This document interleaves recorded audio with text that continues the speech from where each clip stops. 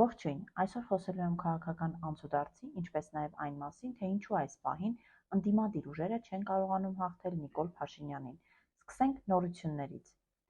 Այսօր Նիկոլ Փաշինյանը հանդիպեց գործարանների, այդ թվում Սամվել Ալեքսանյանի եւ Արտակ Սարգսյանի հետ։ Այս լուրը քննադատություն առաջացրեց ընդդիմադիրների մոտ։ Ինչպես կարող են գործարանները հանդիպել Արցախը հանձնած, պատերազմը պարտված, թուլության եւ վախի սիմվոլ Նիկոլ Փաշինյանի հետ։ Էմոցիոնալ տիրույթում գուցե արդար եւ adekvat է այս քննադատությունը, սակայն ռացիոնալ տիրույթում ոչ։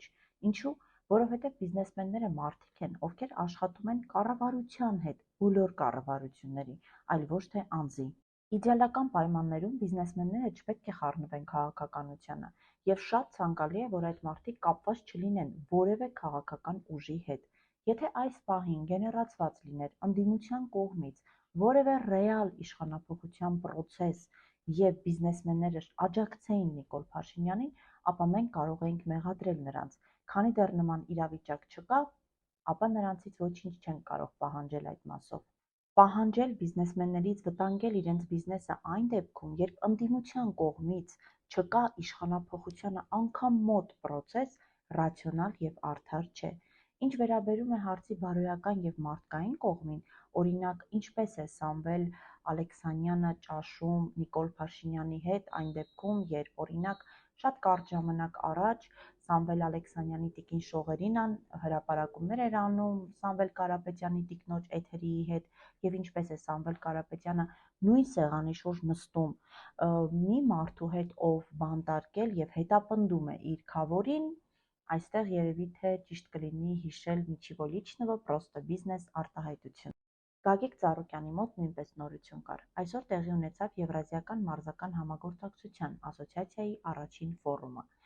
Շատ տրամաբանական է, որ նախընտրական քարոզարշավի շրջանակներում Գագիկ Ծառուկյանը շեշտադրում է կատարում հենց սպորտի վրա, որովհետև հենց այս ոլորտում նա կարող է ցույց տալ իր այսքան տարիների արված աշխատանքը։ Սակայն անհայտ է, թե որքանով է նորմալ ՀԱՕԿ նախագահ լինելու պարագայում սպորտը այսպես ասած քաղաքականացնելը, ինչպես նաև փաստ չէ, որ սա ձայներ կբերի Գագիկ Ծառուկյանին։ Իդեպ, արդեն իսկ դատական հայց կա Գագիկ Ծառուկյանի դեմ Հայաստանի Ծանրամարտի ֆեդերացիայի կողմից, որով պահանջում են դադարած ճանաչել Գագիկ Ծառուկյանի լիազորությունները որպես ՀԱՕԿ նախագահ։ Հաջորդ լուրը վերաբերում է բոլորին դեմ եմ շարժմանը։ Այսօր այս շարժմանը միացան ՆԺԱՐ սահմանադրական շարժումը եւ Հայաստանի Եվրոպական կուսակցությունը։ Հարգելիներս, հիշեք, որ բոլորին դեմ եմ շարժումը ընտրություններին մասնակցում է ձայները փոշիացնելու նպատակով։ Սա այս պահին ֆիքսեք, հետագայում ավելի մանրամասն եւ հիմնավոր առանձին եթերով կանդրադառնամ այս հարցին։ Նորություն կա նաեւ ուժեղ Հայաստանից։ Այսօր Ապրելու երկիր կուսակցության քաղաքական խորհրդի նախկին անդամ Արկադի Թամադյանը ֆեյսբուքյան իր էջում գրեց, որ որոշում է կայացնել միանալ ուժեղ Հայաստանի։ Ընդամենը 3 տարի առաջ 2023 թվականի ապրիլին Արկադի Թամադյանը դարձավ Ապրելու երկիր կուսակցության քաղաքական խորհրդի անդամ։ 2022 թվականին էլ Ապրելու երկիր կուսակցությունից առաջադրվեց եւ հաղթեց Ալավերդու համայնքային ընտրություններում, դառնալով Ալավերդու համայնքի ղեկավար։ Հենց նման մարդկանց պատճառով է, որ մարդիկ չեն վստահում ընդդիմադիր քաղաքական ուժերին, երբ նրանց կողքը հավաքվում են մարդիկ, ովքեր գնում են ոչ թե սկզբունքների եւ գաղափարների հետևից, այլ ուղղակի ցանկանում են հայտնվել ցուցակում կամ ավելի հարմար տեղավորվել։ Այսօր մեկնարկեց ԱԺ ընտրություններին քաղաքական ուժերի առաջադրումները։ Քաղաքական կուսակցությունները եւ դաշինքները արդեն կարող են ներկայացնել իրենց փաստաթղթերը կենտրոնական ընտրական հանձնաժողով։ Դրա համար նրանք ունեն 9 աշխատանքային օր ժամանակ։ Այս պահի դրությամբ դեռևս որևէ ուժ չի ներկայացրել իր փաստաթղթերը։ Հիմա այն մասին, թե ինչու ընդդիմադիր ուժերի մոտ այս պահի դրությամբ չի ստացվում հաղթել Նիկոլ Փաշինյանին։ Սկսենք Սամվել Կարապետյանից։ Միլիարդատեր, հզոր կապիտալ ունեցող մարդ, ում ընտանիքը ավելի շատ կախված է եւ կապված է Ռուսաստանի հետ, քան Հայաստանի։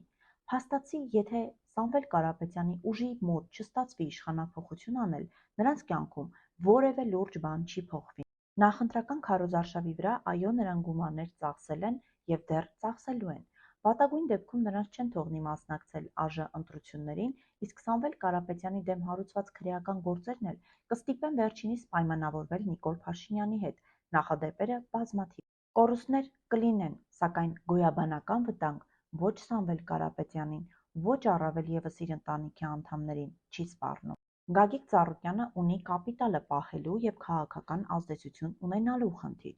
Նույնիսկ եթե ընտրություններին չանցնի, ապա կստեղծի հիմք քաղաքական կապիտալի, որը հետագայում կօգտագործի։ Գագիկ Ծառուկյանը նաև կարող է պայմանավորվել իշխանությունների հետ, անկախ նրանից, թե ով կլինի իշխանություն։ Ստացվում է, որ Գագիկ Ծառուկյանը չունի գոյաբանական խնդիր ոչ իր, ոչ իր ընտանիքի անդամների պարագայում։ Ռոբերտ Քոչարյանը նորից նույնը, ունի կապիտալը և քաղաքական ազդեցությունը պահպանելու խնդիր։ Վատագույն դեպքում չի հաղթահարի ազգային ժողով անցնելու անցողիկ շեմը, ինչի արդյունքում կունենա վարկանիշի կորուստ։ Չնայած այսօր էլ այդքան բարձր չէ վարկանիշը, սակայն Ռոբերտ Քոչարյանը և Դաշնակցությունը անկախ իրադարձությունների զարգացումից ունեն որոշակի ընտրազանգված, որը նույնիսկ եթե չստացվի այս պահին ավելացնել, ապա հետագայում կարող են աշխատել և ավելացնել։ Ռոբերտ Քոչարյանի մասով նույնպես չկա գոյաբանական խնդիր, առավել ևս նրանք 5 տարի նույն խորհրդարանում աշխատել են Նիկոլ Փաշինյանի հետ և բացի ելույթներ ունենալուց որևէ այլ վնաս չեն տվել։ Գոյաբանական վտանգ ունի միայն Նիկոլ Փաշինյանը, քանի որ ընտրություններին չհաղթելու պարագայում վերջինս կարող է վտանգել թե իր ընտանիքի անդամների կյանքը։ Ի դեպ, այս տպավորությունը ստեղծվել է ընդդիմության շնորհիվ։ Այս տարիների ընթացքում ընդդիմության կողմից գեներացվեցին բազմաթիվ նյութեր այս մասով, ինչը ես համարում եմ սխալ ռազմավարություն Նիկոլ Փաշինյանի դեմ պայքարում։ Ստեղծված մթնոլորտում Նիկոլ Փաշինյանին իշխանությունից հեռացնելու համար կամ նրան պետք է տրվեն այնպիսի ամուր երաշխիքներ անվտանգության, որոնց նա կհավատա, իսկ քիչ թե շատ ճանաչելով Նիկոլ Փաշինյանի տեսակը, գերկասկածամիտ տեսակը, չեմ կարողանում պատկերացնել այդ ինչ երաշխիքներ կարող են լինել, կամ նա ամեն գնով, բառիս բուն իմաստով, ամեն գնով պահելու է իշխանությունը։ Նիկոլ Փաշինյանը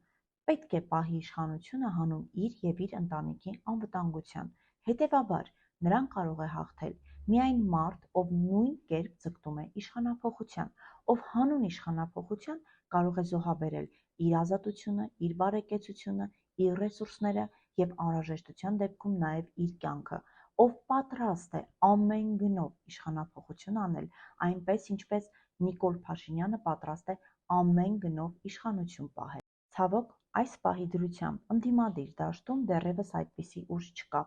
Ընտրություններին բավականին ժամանակ կա։ Տեսնենք, թե քաղաքական ուժերը ինչ կանեն և արդյոք կկարողանան շահել մեր հասարակության վստահությունը։